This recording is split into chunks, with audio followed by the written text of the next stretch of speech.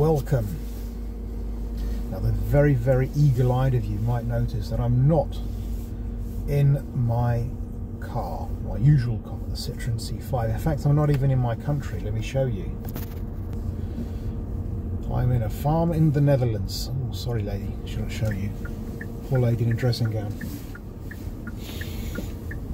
Yes, it's a bit of a holiday that I'm on, just for a week.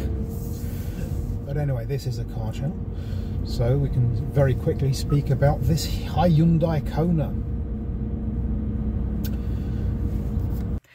Hilariously, this is called a Kauai in Portugal, where I'm from, because Kona means lady genitals there. So anyway, it's one of those cars with a fandangled start-stop thing. Press a button with your foot on the brake. Look at that. Bing, bing, bong, bing, bing. Wait, confirm. This is incredibly annoying. So all the noises that it makes. This car's completely chock full of features, and I actually think this is not a high-spec car. But anyway, it's a hybrid, so that's why it says EV. It's got lane assist, which tugs on the steering wheel, which is awful. Whoops. That tugs on the steering wheel. It's got also an assist for cars in front. So I don't know what it's called, but if the car in front starts moving, it begins to bing and bong at you, just like it bings and bongs if you start to drift out of your lane in any way, which it's stupid. It keeps getting on my bloody nerves. And you've got some blind spot detection. You can't see it, but it's on the mirror there. Also bings and bongs at you. Very annoying. So this car keeps binging and bonging. All these driver aids are actually a big fat pain in the backside. Another thing that annoys me, this parking brake. You turn off the car and put it in park, it doesn't stay still. It still moves around. You've got to actually manually activate the electronic parking brake, which is stupid.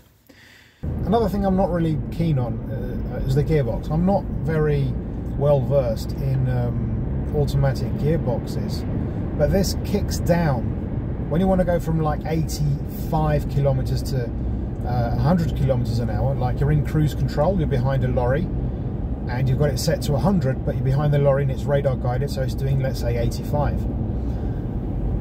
When you overtake the lorry, it kicks down rather violently, and it can be a bit juddery, in my humble opinion. I'm not too keen on that. Anyway, so the car's rather annoying, but it does have its good points. First off, it's got these massive cubby spaces. This is my wife's purse. It fits there, and you can fit like glasses or another mobile phone down here. In this shelf here, you can put like something here, like the key. It's got keyless entry. A couple of cup holders, very handy. I love the smell of coffee in the car. Lovely seats. They're not that uncomfortable. They're not that uncomfortable, actually. They're all right. And I've done about 700 kilometers already, more than that. And my back is only aching just a bit. Yes, honestly, it's just not as good as my C5. But anyway, that would be asking maybe too much of a non-Citroen car. But I digress. We've got a whole bank of switches. I mean, look at that. HUD, the heads-up display. That button makes it come up or down. Up it comes again. Yeah, the heads-up display, I think it's a bit of a gimmick.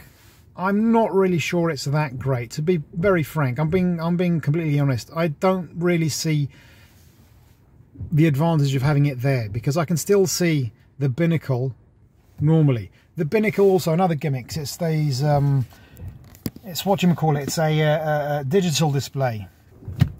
Goes into sport mode, comes out of sport mode. Yeah, I've used the sport mode. It's nothing special.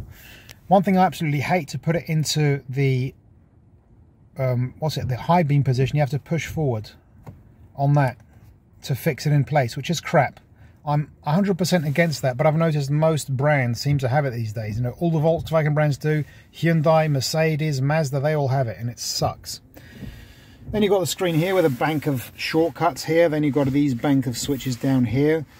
Climate control is not dual zone or anything else, but it works. Though this car is relatively new, and already the AC stinks.